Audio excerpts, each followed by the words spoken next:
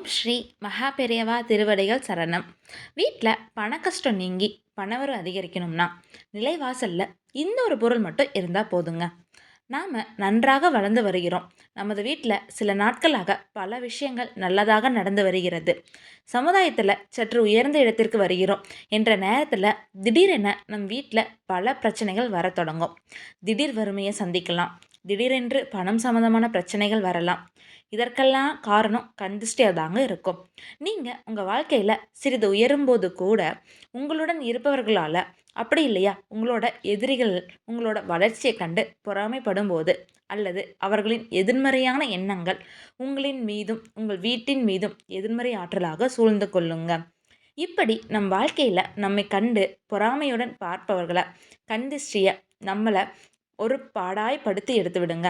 இது போன்ற கந்திஷ்டி பிரச்சனைகளிலிருந்து மீள வேண்டும் அப்படின்னா நம் முன்னோர்கள் மாதந்தோறும் அமாவாசை தினங்களில் பூசணிக்காய், எலுமிச்சைகள் போன்றவற்றை பயன்படுத்தி திஷ்டி கழிச்சு வந்தாங்க.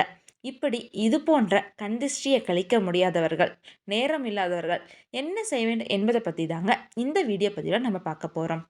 இப்படி கந்திஷ்டியை கழிப்பதற்கு சிவப்பு அப்படி இல்லைன்னா கருப்பு நிற துணியை நீங்கள் பயன்படுத்தும் கைக்குட்டையோட அளவுக்கு எடுத்துக்கோங்க. அப்படி எடுத்து வைத்திருக்கும் துணியை விரித்து அதில் ஒரு கைப்பிடி கல்லுப்பை எடுத்து உங்கள் குடும்பத்தினரையும் உங்கள் வீட்டை சுற்றியும் 3 முறை வலதுபுறமாகவும் 3 முறை இடதுபுறமாகவும் சுற்றி எடுத்துக்கோங்க. அதுக்கப்புறம் அந்த உப்பை அந்த துணியில் போட்டு அதோட சிறிதளவு கடுகு அல்லது வெண்கடுகு போட்டு அந்த துணியை நன்கு முடிச்சு கொள்ளுங்க. இப்படி நம்ம தயார் செய்த முடிச்ச உங்கள் வீட்டோட நிலைவாசலில் இருக்கும் மரத்தில் ஆணி அடித்து அதில் மாட்டி விடுங்கள்.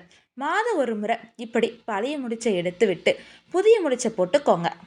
பழைய முடிச்சிலிருந்து நீங்கள் எடுத்த உப்பை சிறிது தண்ணீரில் கரைத்து மனிதனோட காலடி படாத இடத்துல ஊற்றிடுங்க. இந்த பரிகாரத்தை நீங்கள் அமாவாசை தினத்தில் தாராளமாக செய்யலாங்க. ஆனால் மற்ற நாட்களை விட அமாவாசை நாட்களில் இந்த பரிகாரத்தை செய்வது சிறப்பானதாக இருக்குங்க. இதை நீங்கள் மாலை 6 மணிக்கு மேலே உங்கள் வீட்டோட நிலைவாசலில் கட்டிவிடலாம். இப்படி செய்யும்போது உங்களையும் உங்கள் வீட்டையும் எந்தவித கண்டிஷ்டியும் நெருங்க விடாதுங்க. ஹரஹர சங்கர ஜெய ஜெய சங்கரா, ஹரஹர சங்கர ஜெய ஜெய சங்கரா. ஓம் ஸ்ரீ மகா பெரியவா திருவடிகள் சரணம். அனைவருக்கும் நன்றி.